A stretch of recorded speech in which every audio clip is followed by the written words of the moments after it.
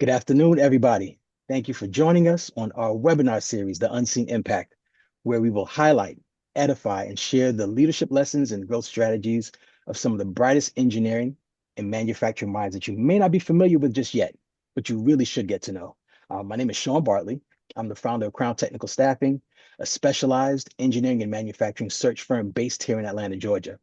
So we're partnering with small to mid-sized manufacturers, design teams, integrators, helping them find and retain and really strengthen their leadership bench alongside the technical talent and frontline engineers who help guide those teams.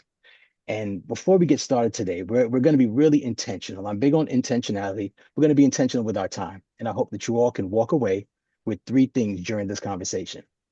Number one, right? Barrett's signature Stratical leadership framework. This was really the hallmark of our conversation. It is a big part of his philosophy, and he'll share how he closes the gap between strategy, tactics, and culture, including his canoe versus battleship model for fast, people first culture change, right? Number two, why most lean initiatives fade and how he was able to really build some lasting 5S and Kaizen cultures by starting with the why, teaching waste, including just untapped brain power. That was a new form of waste that I wasn't too familiar with, and he really is going to shed some light on that and creating that safe to fail environments. And the third thing I'd like us all to walk away with, how Barrett really builds leaders from the front line up, turning those operators who are already the CEOs of their households, in his own words, and using true servant leadership, including empowering them to with financial literacy. That's a big part of it as well, to prove to people that they are far, far, far more than just a number, right? And our guest today, Mr. Barrett Hopper, needs not much of an introduction, but I'll give you a small one. He's the operational director of Americas at MKS Instruments and the founder of the Stratical framework. I was introduced to his work, really intrigued by just some of the things he was sharing and the insights and knowledge that I knew he could share with our community, largely due to just recent appearance as a TEDx talker, a book author. And I'll let Barrett give us some more context and share his 90-second or so, not timing you here, 90-second or so introduction on who he is, what he does, and an interesting but little known fact about Barrett. Are you ready for us? Yep, absolutely. Perfect, perfect. The floor is yours, sir. Well, Sean, thank you for that introduction there. I really appreciate that, and I'm glad for everyone who's joining us today and later on in the review of our talk. Again, you could be anywhere today, so I appreciate you spending time here with us. So again, as Sean mentioned, my name is Barrett Hopper. I'm Operations Director for Material Solutions Division of MKS Instruments. We do quite a few things, and I have the pleasure of managing our Americas region. So it gets pretty broad geographically from Argentina to Canada and everything in between. So it's kind of what it does. But me personally, I have lots of interests, as Sean mentioned. I'm a lifelong, a lot of stuff. I'm a lifelong runner. I'm a lifelong learner. I'm a lifelong observer, and so far I've been a lifelong liver. Been doing it my whole life. And one thing I shared with Sean, and something that little people don't know about me, try to real quickly. I've measured a time, about a 25 year time, where I only slept about 4 hours a night. And when I compare that time, my awake time, with someone who sleeps 8 hours a night, I gained about 8.5 hours of a lifetime, live awake time than a comparable person. So right now feel like I'm living in the future with stuff I get to do. And so the other things, my hobbies are like free time for me. Lovely, lovely. So let's get into some of that leadership philosophy, Barrett, and just your overall career journey, right? You've led operations in a few very specific, some very different environments out there, from lubricants, adhesive to, just specialty chemicals. And now you're in that material space with MKS. When you first walk into a new facility, right, what are the first 2 to 3 things that you're looking for just to better understand the culture and the health of the operation? So top two things is pretty basic. The first, I look for what level of engagement do people have with me, regardless of what I'm there for. Are they approaching me? Are they running away? That tells a lot about whether or not they are included and feel empowered in the culture. The next thing I look for is, do they know why they're there? Do they know who their customers are? Do they know their purpose? or what value they're bringing to the table, because that tells me from a cultural standpoint that what they do has meaning and that they've been conveyed to what that meaning is. So those are the top two things I look for. Okay. And with the framework that you developed and created, Stratical, right? Leadership, that's your term for bridging strategy, tactics, and just overall culture within an organization. At That's what right. point in your career, right, did you realize something important was missing beyond or just really between those corporate PowerPoints that are out there and what's actually happening on the floor? Well, pretty early on. So I actually started my career as a production chemist. So Okay. so I was in a laboratory. Actually started at R&D, did that for about a year. I wasn't real good at it. I wasn't patient enough. So I moved into a production chemist role. And in that capacity, I got to work with a lot of shop floor operators. And I quickly realized I can teach these guys how to run their own wet chemistry test. So I taught them how to do this. So I was really on the forefront of empowering teams and giving them expanded duties that increase their value proposition. So it's from that aspect that I really started saying, okay, if we really want to get more done, we have to be able to equip people with a better skill set, and you have to have a culture that really supports that. It can't just feel like you have to have all the information come from the top to feed people. It has to be one that allows people to grow. And Mhm. so I think early on I kind of saw that, and it's been part of me for not to not date myself, decades now. It's been a while. Again, Oh yeah. no, no dates needed. But you shared a story with me, Barrett, that kind of leans on what you just mentioned, about what you observed earlier in your career, Mhm. about the PPE initiative, right? That Oh initially yeah. felt like just another mandate from leadership, right? Didn't appear to be anything special at first. And you reframed it by giving people the why behind the change and inviting their input. And I know that was a huge catalyst for you. And I know just for myself, being on the receiving end of leaders who shared the reasoning, the why behind things, that just opens the floodgates so much more. What did that moment teach you, right? About how to communicate change in a way that builds trust rather than forms resistance. Yeah. So as I mentioned to you, Sean, we had a case, another part of the region where someone had gotten injured. They hit their Mhm, head on underneath some stuff, had a pretty good dash. And so our reaction was to, okay, let's just kind of mandate this across our global platform, anyone that has that risk. And so to do that, we said, well, let's just do a pilot and let's just get people to evaluate stuff. mhm, And initially we just spread out some options on the table and said, hey, all right, pick one without any context for people. So again, I had a small meeting with individuals and basically did a straw poll to ask, has anyone ever hit their head underneath doing any of this work? mhm. And to a person, everyone raised their hand like, oh yeah, I am.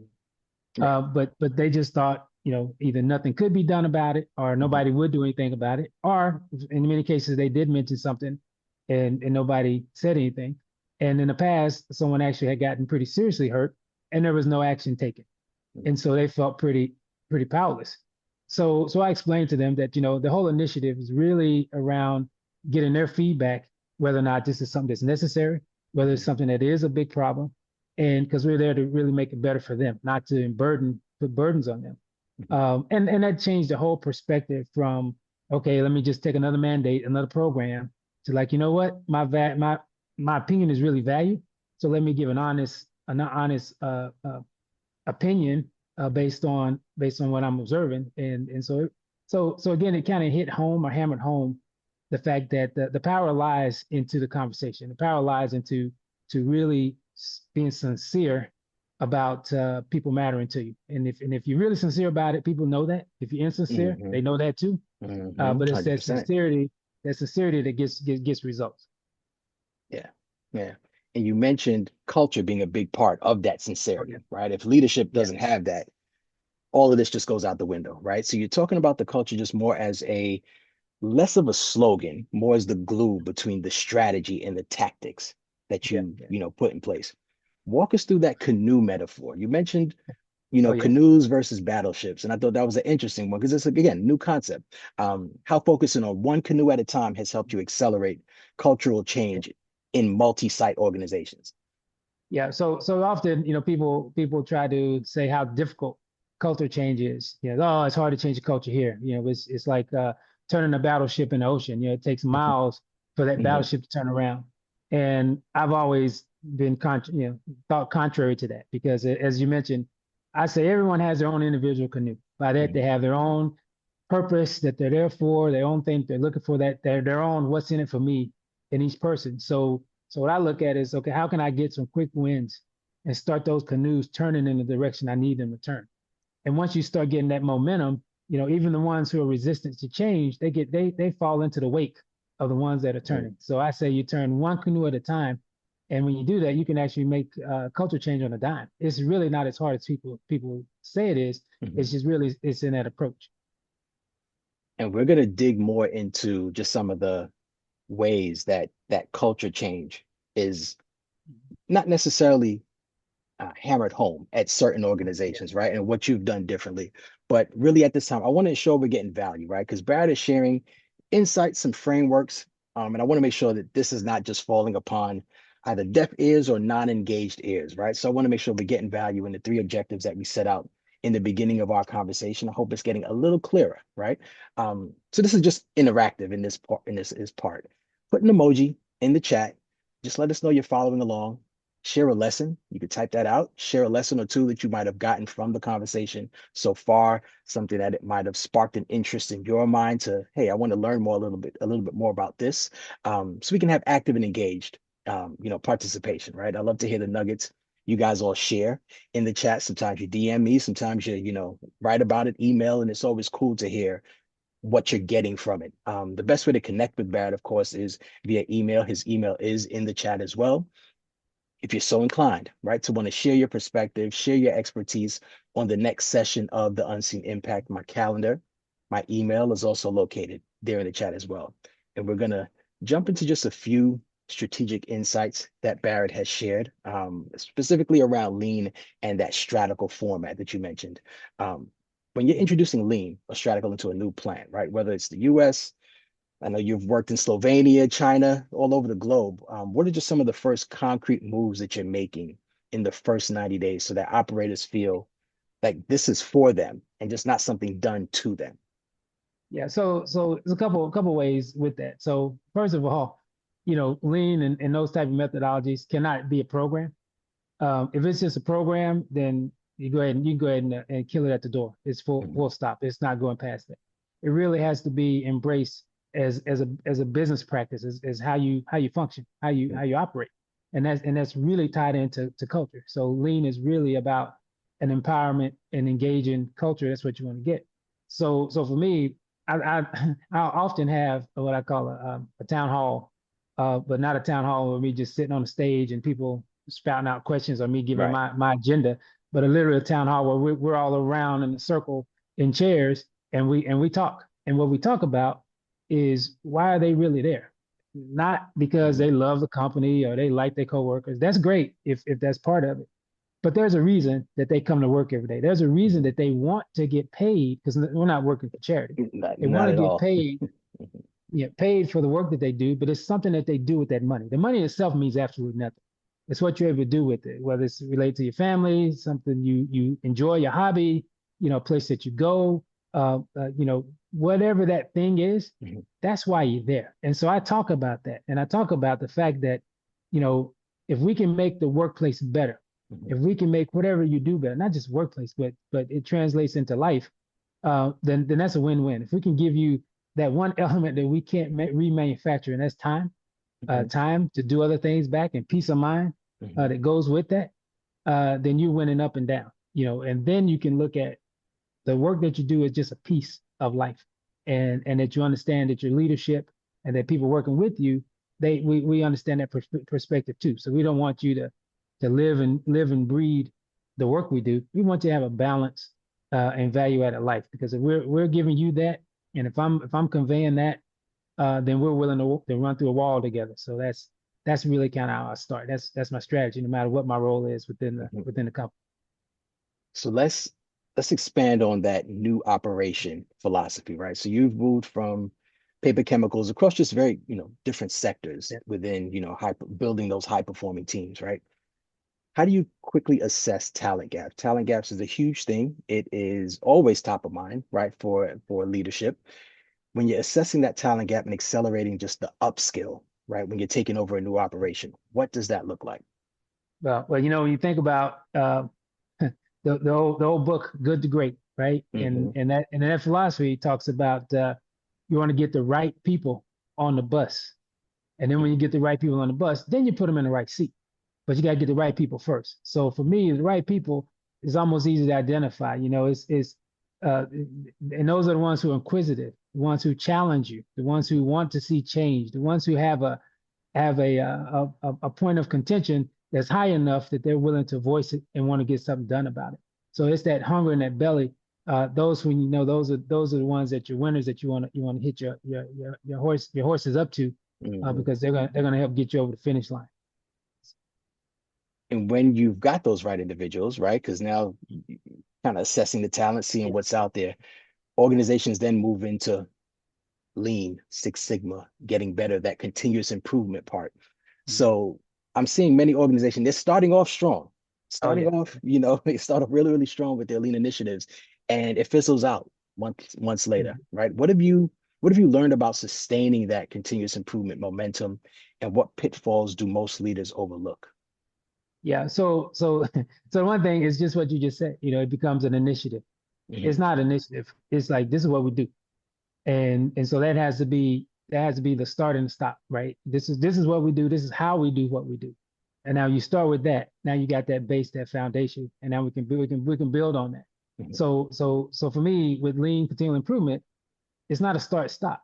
It's a journey, and it's a continual journey. It's one that it's like it's where you have to sprint when the finish line is unknown.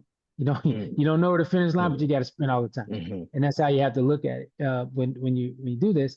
And it's really about equipping people with a set of tools that's transferable in work, at home, in life, and how they approach everything.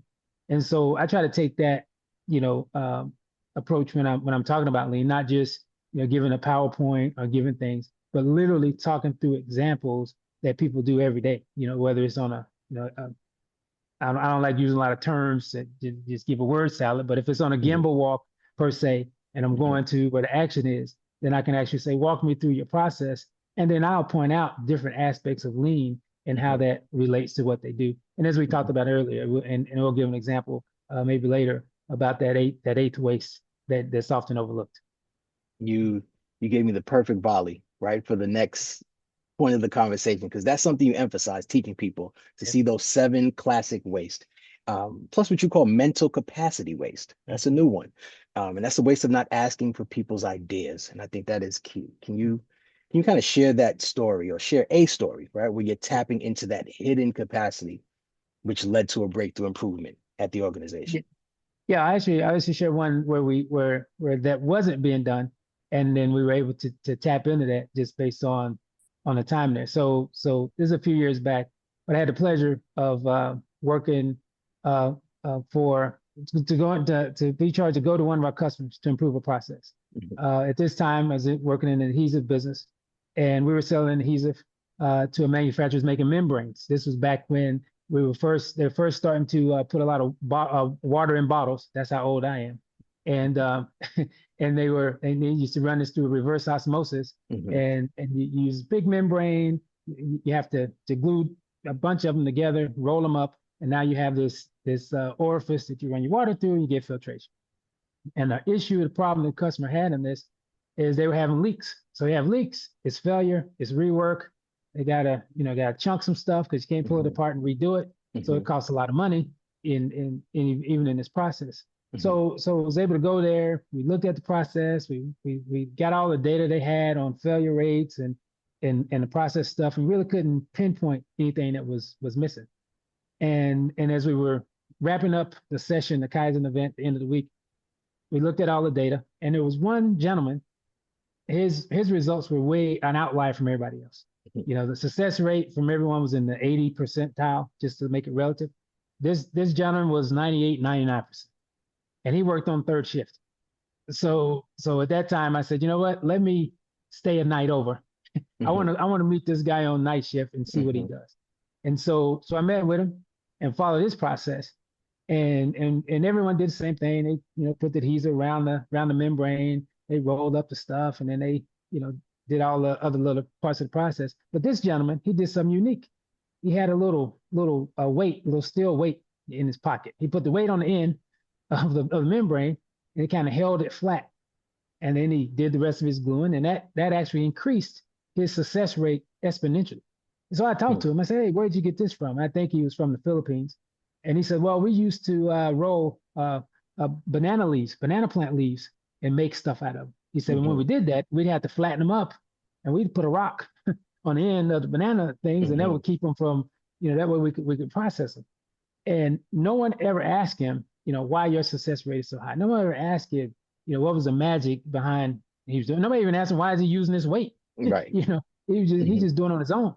And so the end result of that, we ended up giving everybody weights and showing everyone how to do this process. Of course. And sure enough, the success rate for everyone went into the 90s and mirrored that. So that's an example of really not tapping into that mental waste and experiences of an employee, someone who's doing a task, and then actually tapping into it and getting all the gains and benefits of that in real time in real life. See, and I like the real life stories, right? Because I think that just brings it home for everybody listening, whether they are leading a team right now or that's the next stage for them in their career. These are all great strategies, right? To investigate, be inquisitive, inquire a little bit more, right? You mentioned something too. You said every operator is already the CEO of their family, Okay. Yeah. right? Yeah. They're doing it. They're making the tough decisions. Why aren't we asking that at the job, right? How's that belief changed the way you identify and just develop emerging leaders that are coming up on the floor? Well, again, to be honest, it changes where I start from. It changes Mm, the starting point. mm, Because when I lead in them with that, I have a whole different perspective for the person, anybody that I'm dealing with, because we're an adults. So when you become an adult, you start adulting, those for type of sure. things, you get to do. And as you mentioned, I want to put it in context for the listeners here. You know, you really are the CEO of your life. You're making life and death decisions. Most of the time on the job, are the tasks that you're doing, they're not necessarily life and death decisions. They could be, Hmm. but Hmm. not all the time. But in your life, you're deciding where to eat, where to sleep, where to spend your money, where to go, how to entertain yourself. You're making all of these decisions. So when you lead that everyone that you're dealing with has that capacity, has that ability, then you treat that person differently. Then you ask those individuals different questions because they can bring some value to the table, and that's kind of what it does for me. That changes my whole perspective Hmm. in my initial approach, and that's the game changer. And their organizations right now that, startup teams, organizations, they're building out and they're struggling to grow, right? It may not be the most prosperous time for them right now. Um, a little bit of what you just shared, right? What's one piece of a business strategy advice that you wish every founder or manager would pay closer attention to? So I would say listen, truly listen and respond to people. Mhm. So I didn't share this with you previously, but I just did a session with a group, a team, and I put whiteboards, five, huge sheets, six Mhm. huge sheets around the room, and put little subtitles. And I asked every person to go around each title and write down something there that we could do, that I could do to make their work life better. Everybody Mhm. put one thing, And I said, you can put more than one thing, go whatever. It was like 20 people participating. Mhm. And then once they went through, we had about, I don't know, 75, I think it was 75, 78 things. Mhm. And then I asked everybody to go back. I said, go back until we get 100. I said, when we get 100, now we can trim that down to probably 50 good ones. And there's some good things we can take some action on. And so from my standpoint, the bit of advice I would give that's that's invaluable is to find ways of really connecting with all your constituents, Mhm. and understand the value that everybody can bring to the table because they have different perspectives. They have different perspectives, different views. They have a different view, and when you open up that lens, I mean, you exponentially open yourself up to different innovation, different ideas and thoughts. I mean, I've lived it again many decades, gratefully, and so I've seen it in action. So that would be the advice I would give to anybody is don't be a helicopter, Right. be a Land Rover and and be down where the action is with folks. And this is something that just, kind of popped up as you're speaking now, Barrett. Yeah. One thing I've noticed is the, leaders and their ability or their capacity to solve for financial or have financial Mhm. acumen and intelligence Yeah. in their decision making. Have you found that, or kind of where have you found that to be true? Just the ability to, yes, be technically sound, but from a talent standpoint, even from, an opportunity to build up individuals, where has the ability to speak from a financial acumen to where the Yeah. CFO also understands you? Yeah. How has that been able to impact and kind of build up your career? Yeah, again, for me, that's been very, very important to speak again all the functional languages. So I'm not really the typical ops guy Hmm. because I got a little bit of everything sprinkled in me, sales, marketing, HR, technical aspect, research, everything. And but from a finance piece, everyone has to be in tune that it's a business. Right. That I've been in operations where we're making, I'll just say making widgets, and we say the faster we make the widgets, the better we are. And I'm like, no, the faster you make the widgets that are selling, the better we are. Yeah. And so everybody has to understand what the true value proposition is of the organization. What are the customers paying for? Are they paying for because we have a nice name that they like to say? Typically not. They're Hmm. paying for the product or service that we're providing that meets their needs. And whether it's an end consumer or business to business. Hmm. And so for me, having that perspective has really served me in my career because I've been able to look at what we do in any area or any a team that I've led and say, okay, what are we doing that's adding value? And as I share with you, I have a scale in my office. It has a little Yeah. little mini me on one Hmm. side, and it has a place for scale for weights on the other side. And that's my physical reminder that anytime I do something of value, I add and this becomes subjective, but I add a corresponding weight to the opposite side of me on that scale. Hmm. And I don't leave the day until I've outweighed myself in terms of creating value versus the problems that I create by, you got to pay me and all this other stuff. Sure. So I got to add more value than what it costs me. And so I think everyone has to have that perspective Hmm. to really stay ahead of the game. Can't be even bar. You got to bring more value. 100%. Yeah. 100%. And that kind of leans into what energizes you, right? Like what problems genuinely energize you, gets you going, what gets you excited about the work that you choose to do. Yeah. So really, and that's an important thing. I choose to do it and I get to do it. No Hmm. one is, we're not forced. We can not do. Right. Gandhi went on a hunger strike, so you don't have to do. Right. The consequence may not be good, but you don't have to do. But for me, um, I really get charged by helping people be the best that they can be. And I'll be honest with you. I mean, I've been that way my whole life, and that's no matter who I'm dealing with, whether it's a peer, a subordinate, or a leader. If I can help them be the best they can be, and sometimes that means they got to go to failure. You don't know your potential sometimes unless you fail. It's like Hmm. going to the gym lifting weights. You don't know you can't lift that bar until you can't lift that bar. Right. And so that's where you have to sometimes you let things go to fail, but then that's where you learn. I've learned most in when I didn't succeed than Hmm. when I did succeed. And you have to have that mindset to do that. Part of your That book that too that's is, that's good. Yeah, yeah, yeah. yeah, no, part of your book too, right, is failing forward, right? And that Oh was yeah, that's it. one of your kind of hallmarks that I kind of learned about your story through. But what's next for you, right? I know you mentioned there's the Mhm. Stratical app, there's speaking engagements. There's so many things that you're involved in, right? What's next for you, MKS Instruments, or even just the Stratical platform? Like, what should we be looking out for? Yeah. Well, again, MKS is really a dynamic organization. We get to touch a lot of things in the semiconductor world. We're very well positioned, for high growth. And the thing I like about the company is they're aligned with my values. They Hmm. want to grow and be the best that they can be. And so they ask those questions, and those are questions I ask of myself. Which and as you mentioned, I have an app coming out that should hit by the end of next month. I want to make it really good, and so it can be value added, so people can have their own stratical journey that they create for themselves. And it's about falling on purpose. I choose to fall because, as I said, you don't know your potential until you can't. Right. and so I would say you can until you can't. And so what's up for me, next for me, as I said, for me, I see life as a marathon, not a sprint. And as I said, the day that I can't show up, people gonna miss me because I had stuff on my calendar. So it's not gonna be an empty day. And so, well, we didn't know if he was coming or not. They're gonna say we were counting on him. Right. So it's gonna be missed. So that's kind of how I live today, and try to live each moment, man. I want to leave. Don't want to leave performance on the table, but I want to leave some stuff that's out on the horizon all the time. Sure. Sure. And how can leaders connect with you, right? To learn more about that story, to learn more about MKS, what's the best way Mhm. to connect? Yeah, the best way to reach me is through LinkedIn, through my LinkedIn account. I'm have some social media appearance, but I'm not an influencer, so that's not really my objective. But through LinkedIn and having genuine conversations, I'm always open for those. Like you said, you're living in the future, right? Because you Right.